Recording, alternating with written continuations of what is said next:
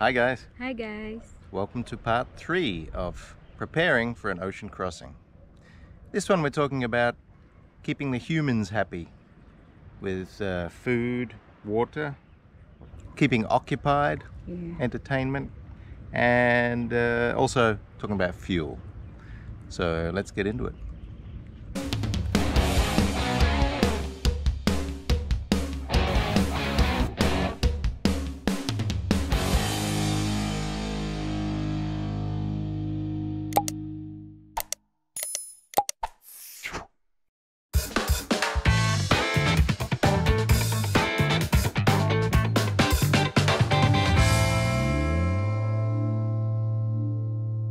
Okay, so I'm going to talk about consumables. Water, food, fuel. The most critical of all of those is water. The human body can only last a few days without water. 3, 4, 5 days. And then you're dead. So, how do we manage our water? First of all, as you know, Jupiter has a water maker. It works nicely. It's a high output water maker. But it's a machine and it can break at any time. The way we manage our water. First of all, we don't want to be too full of water. We could carry 800 liters or 800 kilograms of water. But we've got a light wind ocean passage coming up. The forecast is for fairly light winds. The heavier a cat is, the slower it goes. Opposite of what you would expect, we do not want to fill ourselves with water, but we need enough to always have enough, even if the water maker breaks. So what I mean by that, you need to be looking at en route diversion ports where you can duck into if need be, for any reason, whether it's some failure, but including the water maker. I'm going to tell you how we manage our water and prepare for the passage.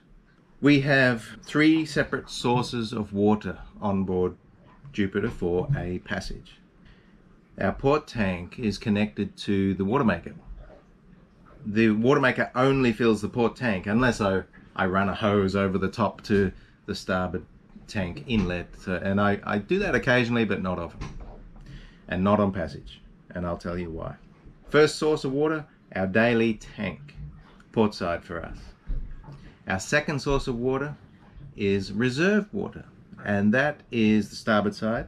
It's the same size as the port side, and I use the reserve tank, and I do not use the reserve tank normally. The reserve tank is for when the primary tank or the daily tank cannot be filled. Why can't it be filled? Because the water maker broke. Got a plan for this. So the reserve tank is our redundancy, and there's enough water in there to get us to an en route port. In our case, initially the first week, an en route port will be turn right and head to Namibia, and then we can get some water. So we may only need 3 or 4 days of reserve water for that part. The next part would be St. Helena. It's a fair distance to our right. Maybe we need 5 or 6 days reserve water for that. So far, all we need is 5 or 6 days of water in the reserve tank. And we calculate how much do we need. I use about 3 liters a day per person. So for the 2 of us, 6 liters per day. And this is drinking water only. This is not washing. We're going to have to, in that case, it's going to be a little bit of a problem case where you can't wash. Saltwater wash, dishes in the salt water, no clothes washing. We shouldn't need much anyway. We're just going to stink for a few days. Reserve water is just to get you to the next port. We don't use that tank and we don't fill it again unless we're positive it's fresh water going into that tank. The third source of water is emergency water, and it's in jerry cans, and we've decided 3 20-litre 5-gallon jerry cans live in the cockpit locker near where the life raft is mounted. If the life raft is in, it's open, then it's a matter of just passing down these jerry cans into the life raft. So that's emergency water. We have 3: everyday water, reserve water, emergency water. The only reason we would need reserve or emergency water is if the water maker has broken. And this has happened. This happens. It's a machine. It can break anytime. Normally I would be making water about every 4 days, and I would not fill that tank because it's too heavy. Catamarans don't go well. We're expecting light winds across the South Atlantic. So I don't want to fill. I just want to half fill it. And that'll last us 3 or 4 days, depending on how many showers we have. But when water makers break, the time that it's broken for me, the machine keeps running, but it had just lost pressure and suddenly is pumping salt water into the water tank, spoiling any fresh water that we had there before. So that tank now is gone. We've lost all that water in that tank. This is why you never pump water into your reserve tank unless you know it is fresh. So I will make, if I want to fill the right tank, the starboard tank, I will make water in the port tank first, check it, make sure it's fresh, and then with the hose fill up the starboard tank. So just to recap, consumable, water, most critical, you'll die without it. We have 3 sources: everyday use, reserve water to get us to the next port, emergency water for when we get in the life raft. Cheers.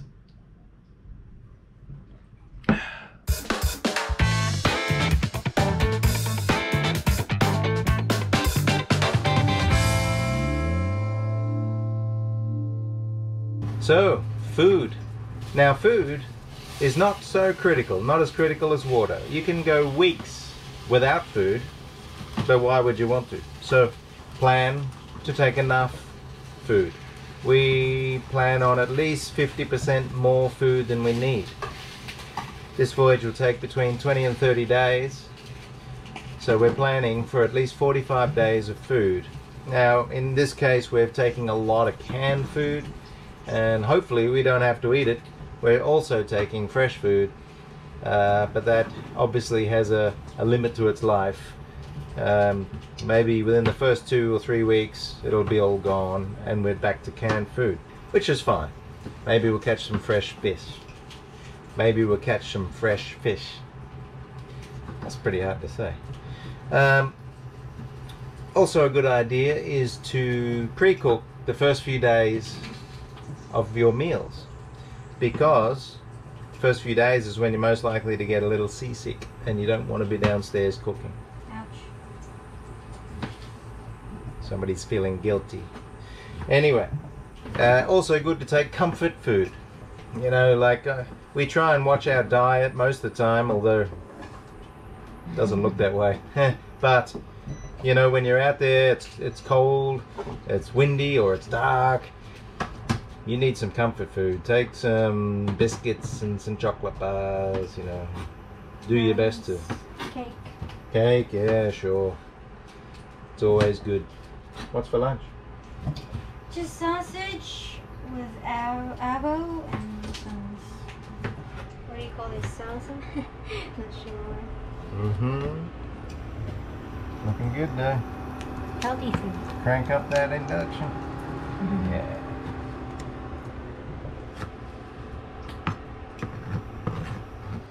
Have a think about redundancy for your cooking fuel. Why? What happens if you filled up your gas bottle, you go out to sea, you haven't seated that valve properly, and it all leaks out in the first 2 days? Hopefully on the outside of the boat. It'll be a pretty tough trip if you can't heat up a meal for a month. We've recently upgraded our solar, so now we use induction. Back up to that is the gas cooker. So our gas bottle is going to last a year or so at this rate. Back up to the gas cooker is a small single burner camp stove with aerosol gas cans. Make sure your trip is comfortable. You need a hot meal.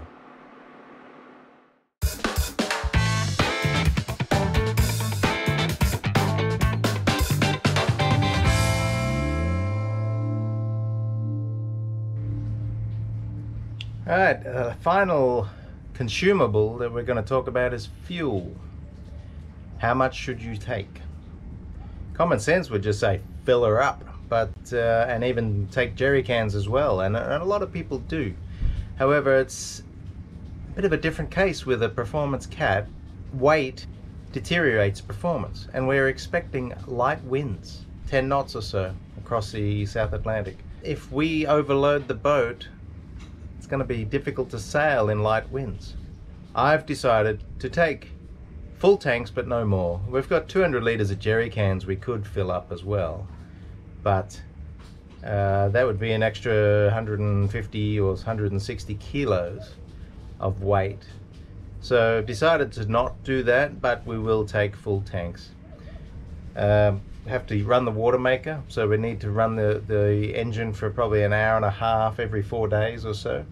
Plus the forecast is looking a little bit overcast. Our solars are not great at charging up our lithiums. You know, we got to upgrade that. So we're going to have to run the engine. Got high output alternators, but still they're only putting out 120, 150 amps. And that could be every few days we need to run the engine for 4 or 5 hours to recharge the battery. So we need fuel for that. Also want fuel for when we arrive. Obviously there's some maneuvering to do when we get there. But if the wind dies, we are not going to start the engine and motor unless we really get frustrated. But there's almost no point. We can only do about 5 knots when we're motoring on one engine. Maybe 6, just depending on the wind and the wave action against you. The big scheme of things, when you've got 3,500 miles to cover, doing an extra 25 miles a day because I started the engine is just not worthwhile. So the idea is to sail the boat, not motor the boat, because you can only carry so much fuel. In fact, my full tanks is about 4 days of motoring on one engine, and then it's all gone. This is going to be a 20 to 30 day trip, so there's just no point motoring. Need to keep fuel in reserve, as I say, for arrival, if there's some maneuvering to do during arrival, for an emergency. What if there was a medical emergency? We're 300 miles from Namibia and there's no wind. Then we need the fuel. So keep the fuel for that. Hopefully you've got enough time in your schedule to just relax and wait for the wind.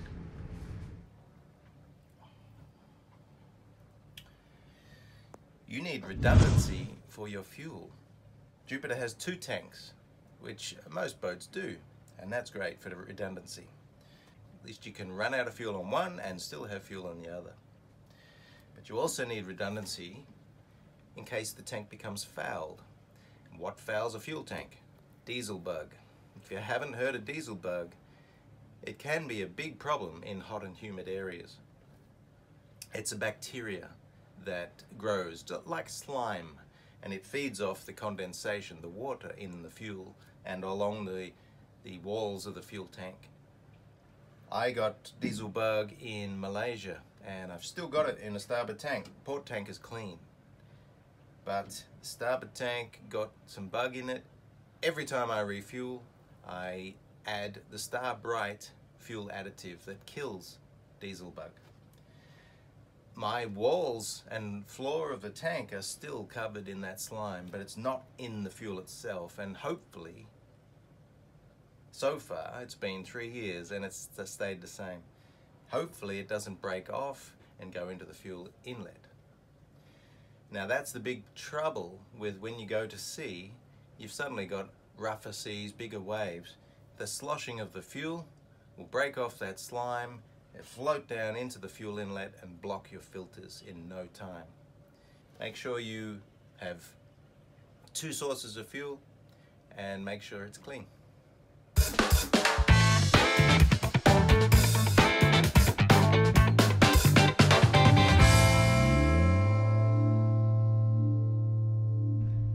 Let's talk about health. Before you start a passage, stock up on any of your usual medications that you may need, whether it's blood pressure or heart tablets. There's no pharmacies out there, and even depending on where you're going, there may be no pharmacies where you arrive either. Make sure you've got your normal medications that you need. Next, you need to consider any health issues which may be apparent at the destination. Perhaps that country is susceptible to malaria. You might need to visit a travel doctor and he can prescribe and supply some malaria prophylaxis. Consider any immunizations that you may need, and that also depends on the country you're coming from. Perhaps the destination country requires you to be immunized if you've been in a particular country previously. Perhaps that's a yellow fever vaccination if you are heading towards North Africa, for example. Next, we need to consider en route health. For a start, we are not in our normal comfort zone. We will be fatigued, lack of sleep, no or little exercise, and a different diet. So we could be susceptible to illnesses or injury because of that. However, we're not exposed to much illness, disease, virus. We brought it with us on the boat. We don't catch that stuff out on the ocean. However, we cannot go to a doctor and probably cannot even get medical advice when we're out there. So we need to take with us everything we need. This may mean a visit to the travel doctor before we start our voyage and stock up on things that we may need out there, such as antibiotics. General broad spectrum antibiotics, will help us with a lot of stuff. Any medications I've sort of itemized into general areas such as painkillers, stomach or bladder upsets. What is this one? Antihistamines. This one's for inflammation. We don't have access to our normal range of healthy foods. We may end up eating baked beans for 2 weeks. We might need to supplement our vitamins and minerals. Good nutritional supplements such as spirulina or multivitamins are going to help.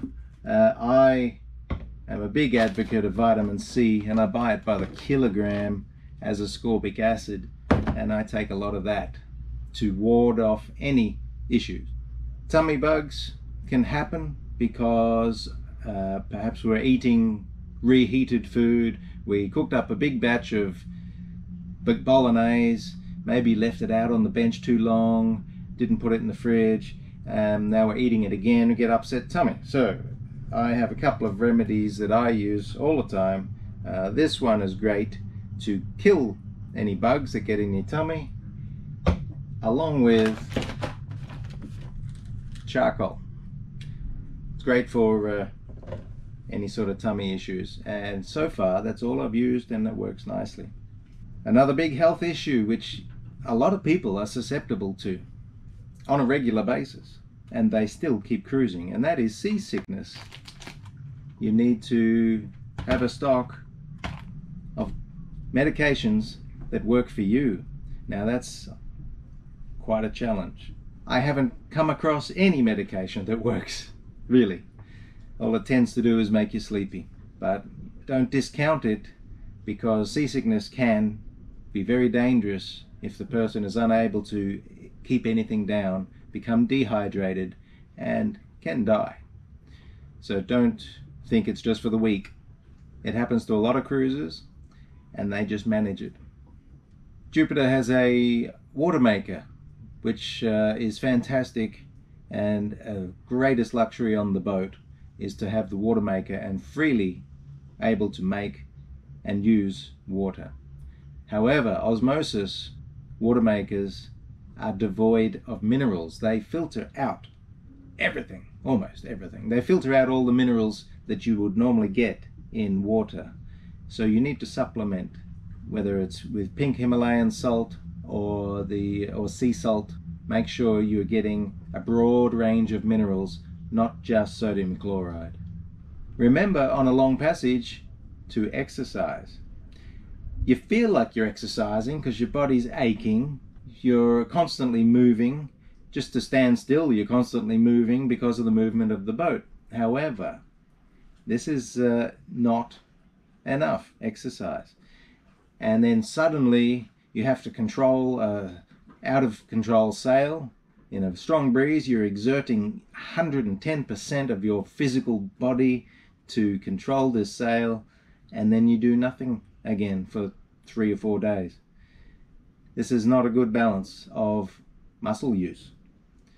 You need to purposely do some exercise, whether it's some planking, some push-ups, some chin-ups on the boom, whatever your regime, make sure you do something every day.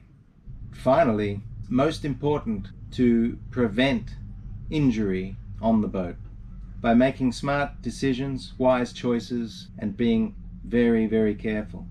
First aid kit is just a bunch of bandages and plasters. The best use for that is to fill up a cupboard space and never get used, because you have not injured yourself. Whether it's sharp knives, cleaning a fish, cooking and getting thrown around, getting burnt by your pot of water, just make smart choices and be careful. There are no doctors, there's no ambulance, and anything that happens to you, you will need to live with it until we get to land.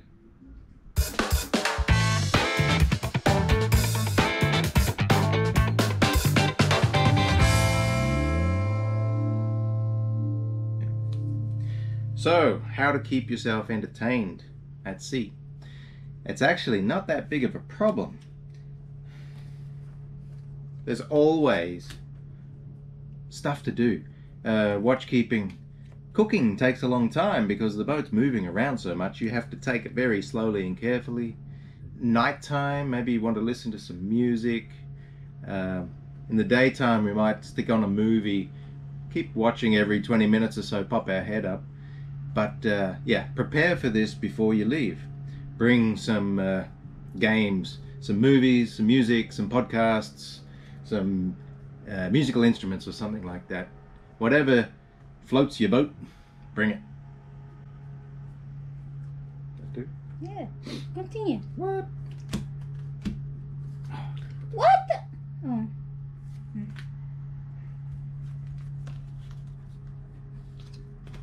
Mm. So thanks for watching part 3. I hope it was valuable to you. The next part is our last one of the series, and it's a big one. It's about safety gear. Yeah. So guys, please like, share and subscribe to our channel. And leave some feedback, good or bad, doesn't matter. See you next time. Cheers.